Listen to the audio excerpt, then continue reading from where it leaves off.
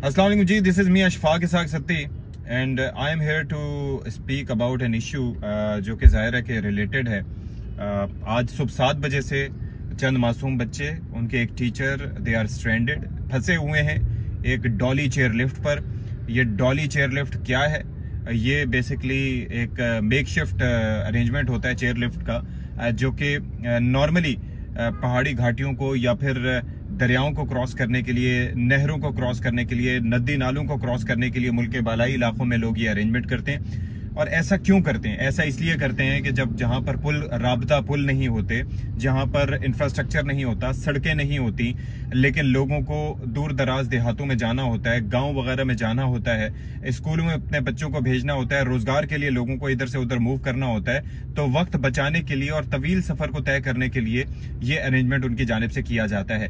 और ऐसा अगर पाकिस्तान में देखा जाए और मुल्क के बालाई इलाकों में देखा जाए तो सैकड़ों की तादाद में, हजारों की तादाद में ऐसी डॉली लिफ्ट्स मौजूद हैं, जो बाज़ औक़ात छोटे छोटे केबिन्स की सूरत में है। अभी मैं इंटरनेट पर चेक कर रहा था तो मेरे ख्याल में 2 बंदों की डॉली लिफ्ट 1,26,000 रुपए में कंपनीज भी बना के फरोख्त कर रही हैं और पुलिस सिस्टम उनका होता है। अच्छा, जो छोटे छोटे नालों पर, नदियों पर होती हैं, उनको तो आप आराम से रस्सी से खींच कर भी इधर से उधर क्रॉस कर सकते हैं, लेकिन जो बड़ी लिफ्ट होती हैं उनके साथ ये होता है कि जैसे कि ये बडग्राम वाला सिलसिला है तो इसकी बुलंदी भी खासी ऊंची है। हम मीडिया में रिपोर्ट कर रहे हैं कि 2000 मीटर की बुलंदी है, 10,000 फीट की बुलंदी है, लेकिन वो बेसिकली सतह समंदर से रिपोर्ट कर रहे हैं। वैसे इसकी बुलंदी तकरीबन कोई 300-400 मीटर या 500 मीटर होगी, 1000 फीट के करीब होगी इस वक्त जहां पर वो मुअल्लक है, लेकिन यहां से खुदा न ख्वास्ता ये गिरे तो जान जा सकती है। ये जो डॉली लिफ्ट है बेसिकली एक सुजुकी का जंगला है और उस जंगले के साथ एक थोड़ा सा मुनासिब तब्दीलियां करके उसको उन्होंने बनाया हुआ है। और फिर जो लोहे के केबल्स होते हैं,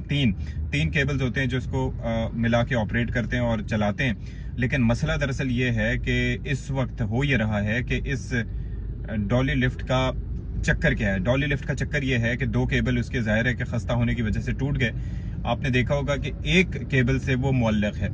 अब एक केबल से वो मुअल्लक है तो कब तक रहेगी? और रेस्क्यू ऑपरेशन में इतनी मुश्किलात क्यों हो रही हैं? आज सुबह अपने शो में भी मैंने ये बात की थी कि जब हेलीकॉप्टर वहां पर जाएगा और उसकी वजह से जो हेलीकॉप्टर के एक तो ब्लेड्स और दूसरा ये है कि उन ब्लेड्स के नतीजे में जनरेट होने वाली हवा का प्रेशर, और खासतौर पर आप सोचते हैं कि किसी रस्सी पर अगर आपने कपड़े भी टांगे हों और हवा चल रही हो तो क्या सिचुएशन होती है। और एक डॉली जो लटकी हुई है रस्सी पे, और खासतौर पर केबल ही हो भले लोहे की, उस पर अगर लटकी हुई है तो ऐसे में जब हवा चलेगी तो हवा का प्रेशर से उसके ऊपर, चूंकि 3 केबल का काम एक केबल इस वक्त कर रही है, उसको संभाल के उसने रखा हुआ है और खासतौर पर 7 से 8 लोग उसके ऊपर मुसलसल मौजूद हैं, तो प्रेशर से उसके भी स्नैप करने का, टूटने का चांस मौजूद है। इसी वजह से जो रेस्क्यू ऑपरेशन है उसके अंदर जो काफी मुश्किलात का सामना है। दूसरा एक इशू ये है कि जहां पर वो केबल लटक के ऑब्वियसली प्रेशर से नीचे गई है तो एक केबल ऊपर है जो तकरीबन 30 फीट उससे भी ऊपर बुलंद है, तो अगर हेलीकॉप्टर नीचे आता है तो उसके बेसिकली टकराने के खदशात हैं, उसके ब्लेड्स के या उसकी बॉडी के, और एक बड़ा कैटास्ट्रॉफिक इंसिडेंट हो सकता है। फिर दूसरी चीज ये है कि जाहिर है कि जो स्लिंग ऑपरेशन होता है उसके अंदर ये होता है कि एक एक करके रेस्क्यू किया जाता है, उनको जंप करने का तो नहीं कहा जा सकता। और ये निहायत ही एक अलमिया है कि हमारे यहाँ इस नौयत की, अब जैसे वजीर आजम साहब की जानिब से, जो निगरान वजीर आजम है, उनकी जानिब से कहा गया कि जो फौरन बंद कर दो।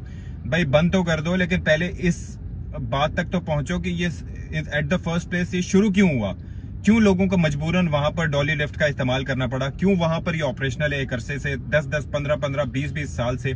और याद रखिए कि ये जो आप मरी में जाते हैं, पथरियाटा में जाते हैं, यूबिया में जाते हैं, वहां जो चेयर लिफ्ट है वो फिर भी मेंटेन होती हैं, वहां पर भी हादसा हो जाते हैं, लेकिन ये जो है इनकी मेंटेनेंस का निजाम किसी सरकारी कंपनी के पास नहीं है और ना ही कोई चेक एंड बैलेंस होता है। बस गुजारा चल रहा है तो सब गुजारा चलाते जाते हैं। और हादसा अभी पहली दफा यहाँ पर हुआ है तो अब जाहिर है कि कुछ अरसे तक इस पर बात होगी, लेकिन मैं बस ये चाहता हूँ कि ये लोग रेस्क्यू कर लिए जाएं।